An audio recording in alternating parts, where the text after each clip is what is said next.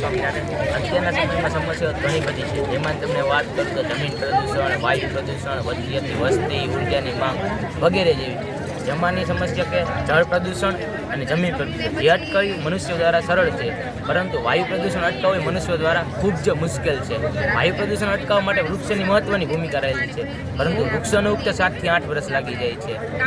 એટલે તમને શક્ય લાગે છે 15 દિવસમાં વૃક્ષો ઉગી શકે? ના, હા, વિજ્ઞાન થકી બધું શક્ય છે. એટલે તમને વાત કરી રહ્યો છું લિક્વિડ, જે અમારો પ્રોજેક્ટ છે. અમારા સર પ્રકાશ સંશ્લેષણનો ટોપિક સમજાવતા હતા, ત્યારે તેમને સમજાવ્યું હતું કે વનસ્પતિમાં વૃક્ષો પ્રકાશ સંશ્લેષણની ક્રિયા કરી અને પોતાનો ખોરાક બનાવે છે. સાથે સાથે દરિયાઈ વનસ્પતિ જેવી કે લીલ પ્રકાશ સંશ્લેષણની ક્રિયા કરી પોતાનો ખોરાક બનાવે છે.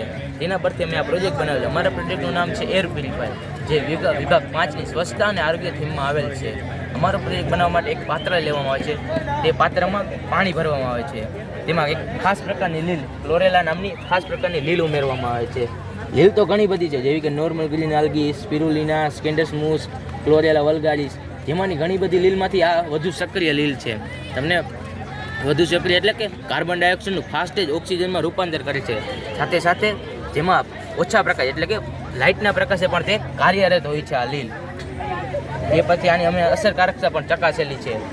બહારની હવા અંદર લાવવા એટલે કે બહારના બીજા વાયુઓને અંદર લાવવા માટે અમે આ શોષણ પંપનો ઉમેરો કરેલ છે, જેનાથી બહારની હવા અંદર જશે અને રજકણો ન હલવાય એ માટે અમે આ ફિલ્ટર લગાડેલ છે.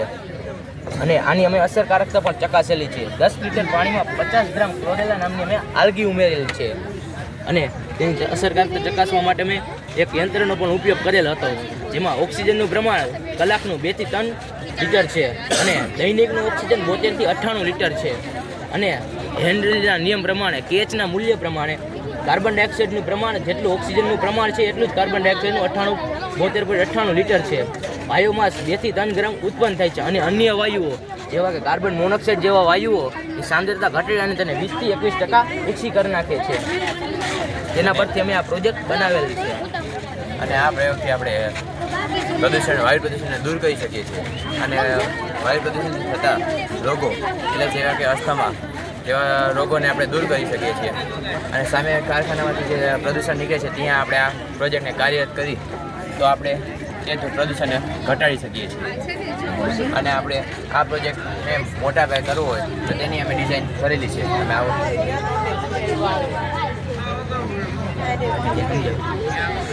આ ડિઝાઇનમાં અહીંયા કાચ રાખેલ છે બાકડા તરીકે, અને તેની પાછળ પાણી અને લીલ રાખેલ છે. આ લીલ તે એને બલ્બના પ્રકાશમાં પણ કાર્યરત છે. તેથી અહીંયા બલ્બ રાખેલ છે અને કોઈ બાકડા ઉપર બેસવા આવે તો તેને ચાર્જિંગ કરવું હોય તેની સાથે ચાર્જિંગ પોર્ટ પર રાખેલ છે. અને બલ્બ ચાર્જિંગ બંને વિદ્યુતનો બગાડ ન કરે તે માટે સોલાર પણ રાખેલ છે. અમારો પ્રોજેક્ટ ચાલુ આવશે. આ એનો પ્રોટોટાઇપ છે પ્રોજેક્ટ, જેના પરથી અમે આ પ્રોજેક્ટ બનાવેલો છે. આ રીતે કાર્યરત છે. અહીંયાથી આ નળી અંદર નાખવામાં આવે છે, જેનાથી અંદર બુલબુલિયા બોલે છે અને અહીંયાથી ઓક્સિજન જેવા શુદ્ધ વાયુઓ બહાર નીકળી જશે.